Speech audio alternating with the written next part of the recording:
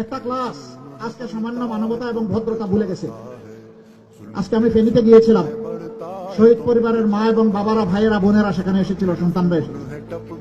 আমি তাদের প্রতি সহানুভূতি জ্ঞাপন করার এক পর্যায়ে একজন বয়স্কা মা হঠাৎ করে এসে আমাকে জড়াই ধরছে। জামাতের আমির যদি এইটা করতো, যখন ওই মহিলা জড়িয়ে ধরছে তখন যদি দূরে সরিয়ে দিত তাহলে কেমন হইতো? তাহলেও ট্রোলিং হইতো, এখনো ট্রোলিং হইতে আছে।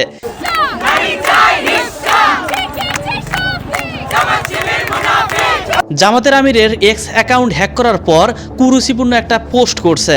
একজন ব্যক্তির জনপ্রিয়তা যখন শীর্ষে, তাকে ডমিনেট করার জন্য, সমালোচিত করার জন্য একটি সম্প্রদায় উঠে পড়ে লাগছে। আমার টুইটার অ্যাকাউন্ট হ্যাক করে নোংরা একটা পোস্ট কোন একটা বিপদগামী দিয়ে বসেছে, আর এইটা নিয়ে কিছু মানুষ হই হই রই রই শুরু করে দিছে। হ্যাঁ, আমরা হাত ধরে ফেলেছি, কোন জায়গা থেকে এটা করা হয়েছে এটা আমরা চিহ্নিত করে ফেলেছি। ইতিমধ্যে জাতির সামনে আমরা উন্মুক্ত করে দিয়েছি, একদম ফকফকা উজ্জ্বল ভাবে আমরা জাতির সামনে এটা তুলে ধরবো।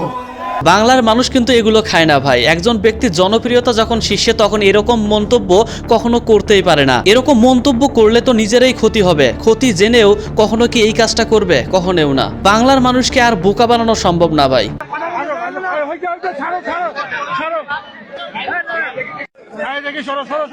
জামাতের আমিরকে যখন একজন মহিলা জড়িয়ে ধরেছিল, আপনারা কম ট্রোলিং করেন নাই, এখন করেন ট্রোলিং।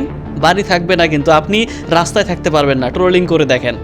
অনেক হলো সিরিয়াস মোমেন্ট, এবার চলেন একটু এন্টারটেনমেন্ট জগতে ঢুকে পড়ি। বিএনপির নির্বাচনের প্রচারণায় এরকম নাচ আমি লাইফে কখনো দেখি নাই, চলেন।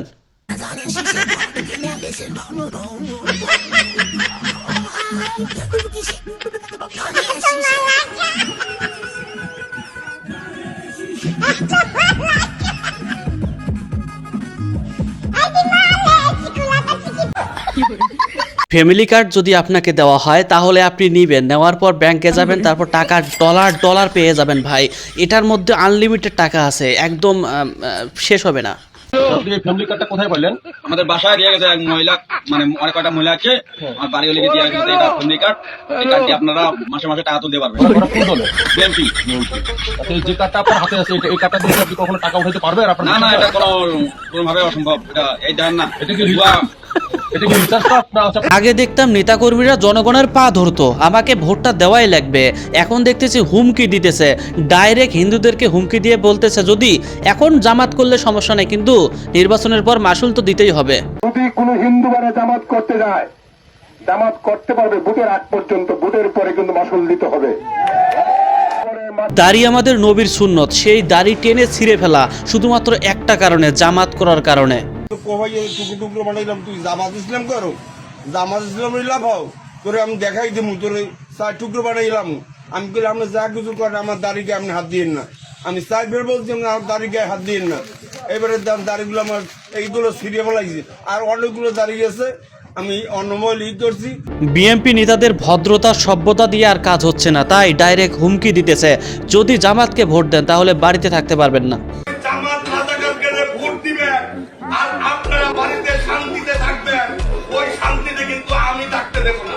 আপনারা ভোট দিলে বিএনপিকে দিবেন, না দিলে আপনারা ঘরে শুয়ে থাকেন। এটাই তো আমরা চাই, স্বাধীনতা। আপনারা যেমন এনসিপি নেতাদের সামনে গলা চওড়া করে কথা বলতে পারেন, বুক ফুলিয়ে যা ইচ্ছা তাই বলতে পারেন, বিএনপির সামনে বলতে পারবেন।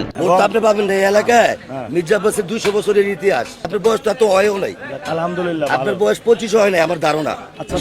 শুধু এনসিপি না, সব দলের নেতাকর্মীর সাথে ঠিক এইভাবে কথা বলে দেখান। একটা এলাকায় যা ভোট আছে সব ভোটেই দিতে হবে বিএনপি নেতাকে। যদি বাহিরে যায় তাহলে ওরা জানতে পারবে, তারপর শেষ।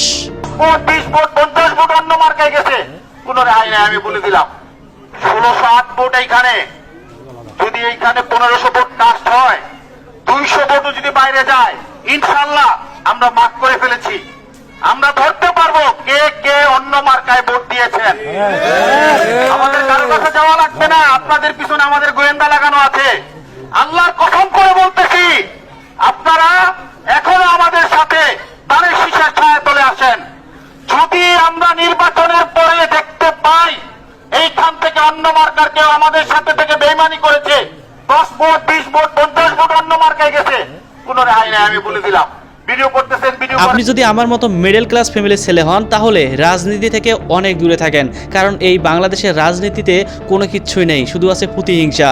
আওয়ামী লীগ ছিল, বিএমপিকে মারছে, এখন বিএমপি আসছে আওয়ামী লীগকে মারবে, এটাই ভাই। এগুলো নিয়ে কথা বলার কিছু নেই। যদি ভালো লেগে যায় ভিডিও তাহলে লাইক অ্যান্ড সাবস্ক্রাইব করেন।